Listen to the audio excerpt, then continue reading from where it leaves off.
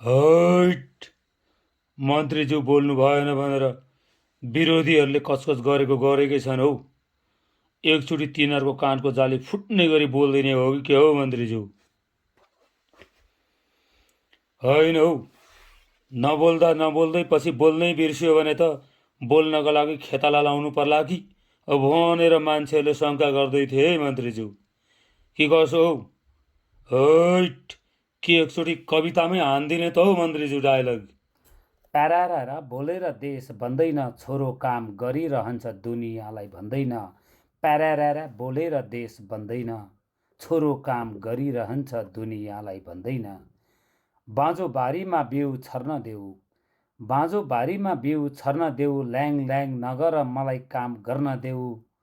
देशको सिमाना काँडे तारले घेर्नु छ, देशको सिमाना काँडे तारले घेर्नु छ, काम गरेरै त्यसको मुहार फेर्नु छ।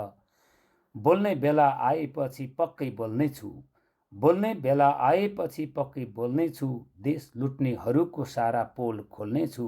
प्यारारा बोलेर मात्रै देश बन्दैन, मेरा विरोधीहरूलाई यो सन्देश भनिदिनु, झिकै झिकै माया तमीलाई।